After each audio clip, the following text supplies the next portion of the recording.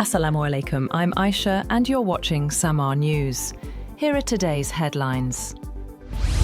Prime Minister Shahbaz Sharif has met with King Abdullah II of Jordan at the Prime Minister's house. The leaders discussed strengthening bilateral ties, focusing on economic, trade, health, education and defence cooperation, and reaffirmed their commitment to deepening strategic and economic relations. King Abdullah appreciated Pakistan's support during the Gaza conflict, and both nations agreed to enhance coordination on the Gaza peace plan. MOUs were also signed in media, culture, and education.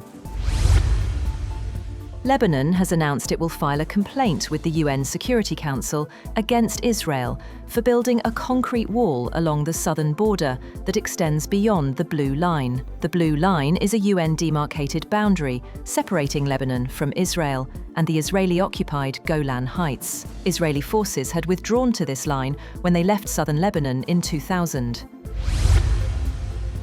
Storm Claudia has killed 3 people and injured dozens in Portugal as violent weather continues to affect the region. In Britain, rescue teams are organising evacuations in Wales and England due to severe flooding. The storm has also impacted parts of Spain, Ireland and Britain, bringing extreme conditions across the region.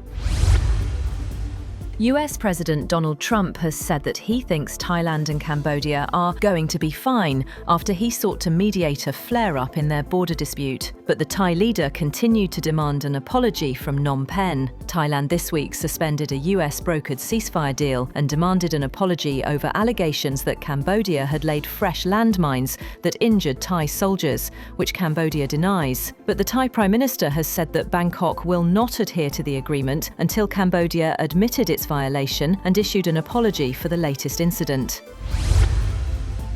With the United States absent from the UN Annual International Climate Summit for the first time in 3 decades, China is stepping into the limelight as a leader in the fight against global warming. Its country pavilion dominates the entrance hall of the sprawling COP30 conference grounds in Brazil's Amazon city of Belém. Executives from its biggest clean energy companies are presenting their visions for a green future to large audiences in English, and its diplomats are working behind the scenes to ensure constructive talks. The US International Trade Commission has announced a new proceeding to determine whether updated Apple Watches should face another import ban. This comes amid an ongoing patent dispute with medical technology company Masimo. The Commission will now investigate whether Apple's redesigned watches, created to bypass a previous ban, still infringe Masimo's blood oxygen monitoring patents.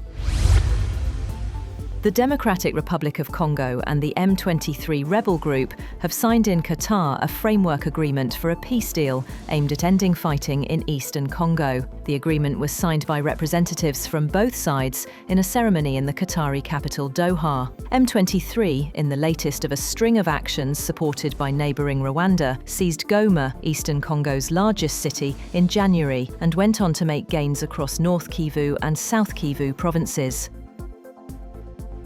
Iran has confirmed that its Revolutionary Guards seized a tanker carrying petrochemical cargo bound for Singapore in Gulf waters on Friday. Following inspections, authorities said the tanker was in violation for carrying unauthorized cargo. They did not provide further details.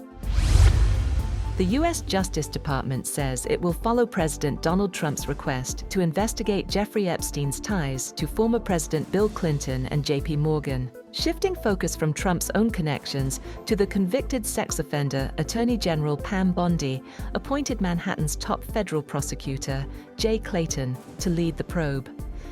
Trump has repeatedly urged federal authorities to investigate perceived political opponents, including former Treasury Secretary Larry Summers and LinkedIn founder Reid Hoffman, all named in thousands of recently released congressional documents.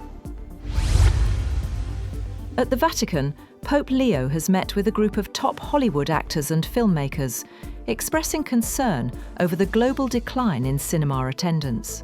He says movie theatres are struggling to survive and urged greater efforts to preserve the shared cultural experience of watching films on the big screen. Among the attendees were prominent stars including Cate Blanchett, Monica Bellucci, Chris Pine, and Oscar-winning director Spike Lee. That's all for now. For more updates, visit www.samaa.tv. Thank you for watching Samaa News.